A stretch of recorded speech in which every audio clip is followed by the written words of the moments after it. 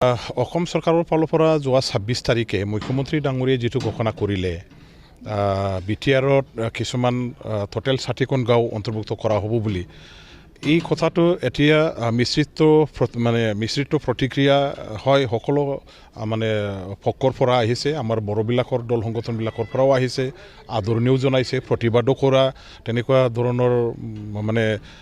দল সংগঠন বা গোট আমি দেখা পাইছোঁ এতিয়া অসম চৰকাৰৰ যিটো ঘোষণা এই ঘোষণাটো আমি নটিফিকেশ্যন জাৰি নকৰালৈকে কেনেকুৱা ধৰণৰ এতিয়া অন্তৰ্ভুক্ত কৰিবৰ কাৰণে অসম চৰকাৰে গাঁওবিলাক বাছনি কৰিছে বা কেনেকুৱা ধৰণৰ হ'ব এইবিলাক কমপ্লিটলি আমি ক্লিয়াৰলি কোৱাটো আমাৰ কাৰণে অলপ অসুবিধা হ'ব আমি ৱেইট কৰি আছোঁ যে 60খন গাঁও এতিয়া সেইটো ছেটেলাইট এৰেঞ্জমেণ্ট হ'ব না ডাইৰেক্ট একেবাৰে কম্পেক্ট এৰিয়া কণ্টিগুৱাছ মেইনটেইন কৰিব এতিয়া বিটিচিৰ অঞ্চলত বিটিচি 6 শিডিউলৰ লগত যদি এইটো সংযোগ যদি কৰিব লাগে তেনেহ'লে কণ্টিগুইটি মেইনটেইন কৰিব লাগিব কম্পেক্টনেছ সেইটো মেইনটেইন কৰিব লাগিব এতিয়া বিটিচিত যিহেতু বিটিচিৰ কনচেপ্ট 6 শিডিউল কনচেপ্টৰ যিহেতু ছেটেলাইট কনচেপ্ট নাই সেইটো কম্পেক্ট এৰিয়া কণ্টিগুৱাছ এৰিয়া আৰু কণ্টিগুইটি মেইনটেইন কৰিহে বিটিচিৰ বাউণ্ডাৰীটো হয় যদি আজি য'ত বড়ো মানুহ আছে সেইখিনি গাঁওবিলাক যদি লোৱা হৈছে সেইটো কম্পেক্ট এৰিয়া মেইনটেইন কৰি পেলাই বা কণ্টিগুৱাছ এৰিয়া মেইনটেইন কৰি পেলাই সেইটো লোৱা নহ'ল বুলি আমাৰ এটা ধাৰণা হয় আৰু সেইটো নিশ্চয় এটা ছেটেলাইট কনচেপ্টৰ এটা এৰেঞ্জমেণ্টহে হ'ব এতিয়া 60খন গাঁও তেওঁলোকে যিটো ঘোষণা কৰিছে তাইহে য'ত বড়ো মানুহ আছে এই বড়ো মানুহ থকা গাঁওবিলাকে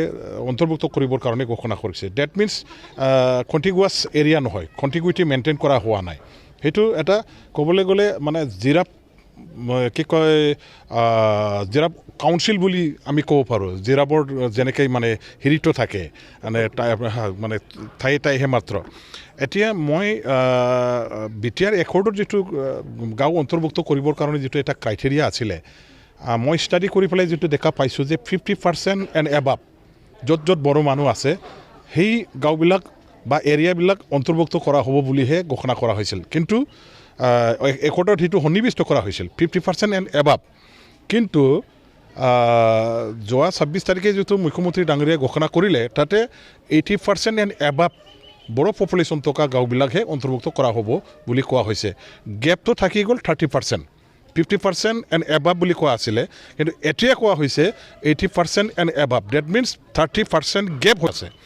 এতিয়া সেইটো আমি এক প্ৰকাৰ একৰ্ডটো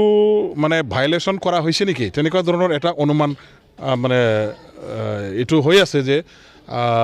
30% গেপ ৰাখি পেলাই 80%ৰ পৰা যদি ধৰা হয় সেইটো a kind of violation of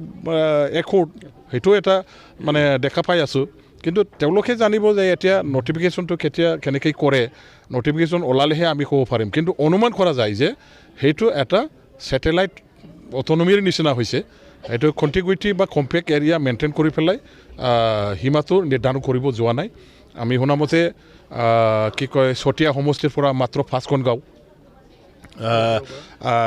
আমাৰ ঢেকীয়াজুলিৰ পৰা মাত্ৰ 5খন গাঁও বিশ্বনাথ চাৰিআলিৰ পৰা 7খন গাঁও গহপুৰৰ পৰা 30খন গাঁও এনেকুৱা ধৰণৰহে লৈছে বাছি আকৌ তাতে আমাৰ বনগাঁও আৰু ৰেভিনিউ ভিলেজৰ কথা আছে এটা ৰেভিনিউ ভিলেজতে যিহেতু যদি বড়ো আছে অনাবড়োও আছে আৰু এই ৰেভিনিউ ভিলেজৰ অধীনত এখন বড়ো অনাবড়ো গাঁও যদি আছে সেই ৰেভিনিউটো কমপ্লিটলি নাহিব অনাবড়ো গাঁওখন বাদ দিয়া হ'ব এক্সক্লুড কৰি অকল বড়ো গাঁওবিলাক লোৱা হ'ব আৰু এটা কথা হ'ল যে যিবিলাক ৰিকগনাইজ ফৰেষ্ট ভিলেজ এইবিলাকৰ মাত্ৰ না এতিয়া ফৰেষ্ট ডুৱেলাৰ্ছ এক্টৰ অধীনত যিবিলাকে এফআৰচি পোৱা ভিলেজ আছে বড়ো ভিলেজ সেইবিলাক অন্তৰ্ভুক্ত হ'ব নে নাই যদি হয় সংখ্যাটো